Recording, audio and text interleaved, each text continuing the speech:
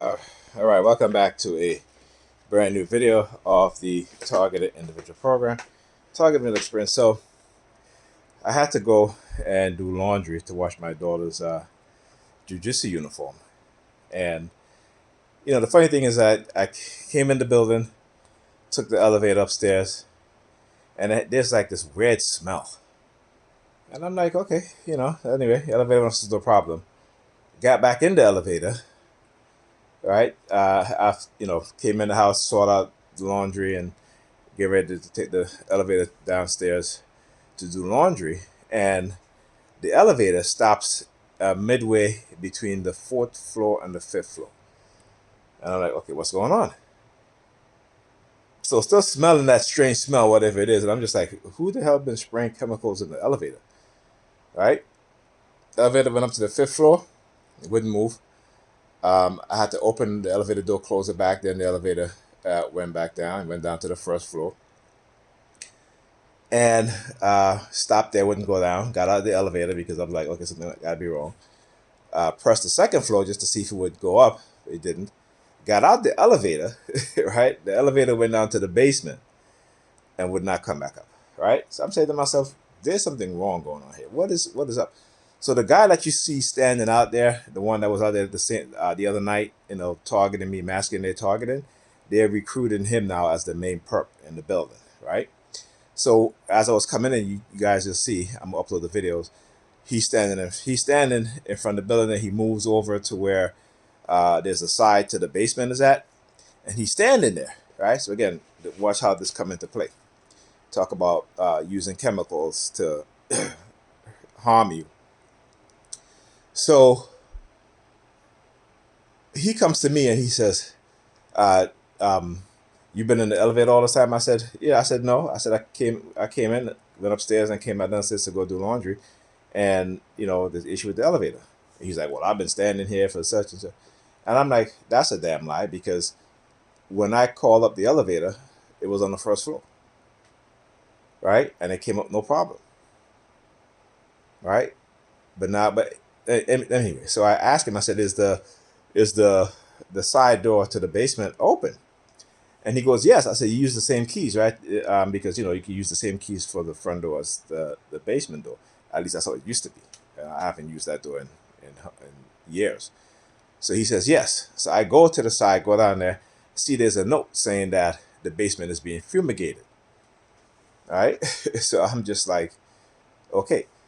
So I noticed that as soon as I come out, as I'm coming into the building, he comes out of the building now, right? He comes out of the building because he had, I think he was, when I was leaving to go outside, he was at the mailbox, I think.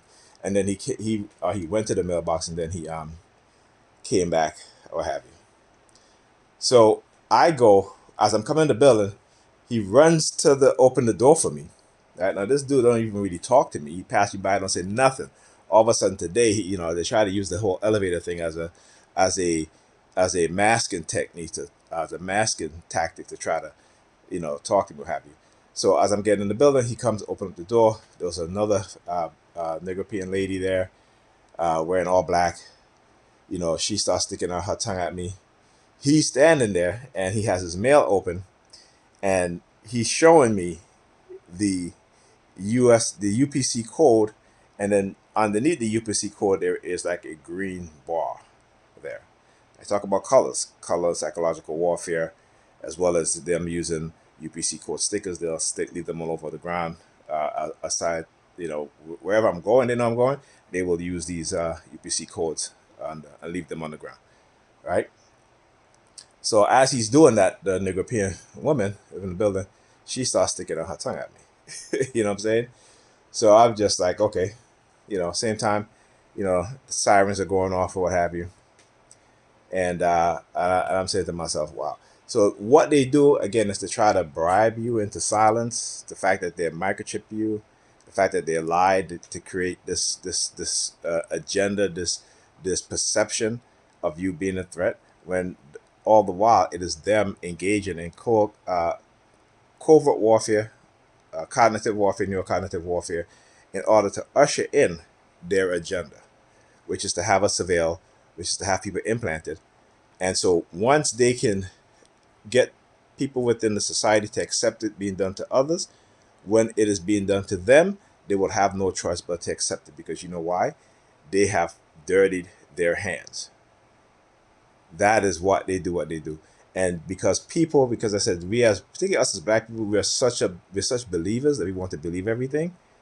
And we want to talk about the mark of the beast, and the all of a sudden they started associate. Listen, long before this whole microchip thing, they're talking about the mark of the beast, right? And how the mark of the beast was with those who have the microchip. Well, guess what? Every single person will have that microchip. If they don't already have it and they don't know it, they're gonna have it.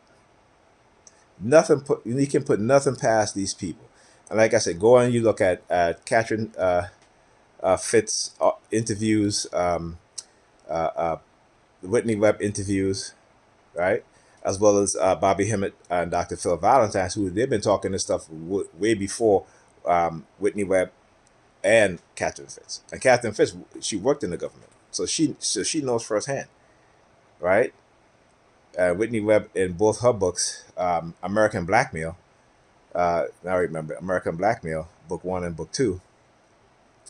You know, she lays out this stuff in the most intricate ways with lots of details. So, like I said, I laugh because our ignorance is their weapon against us. All right? At least it's one of their weapon against us. Okay? Talk to you guys in the next video.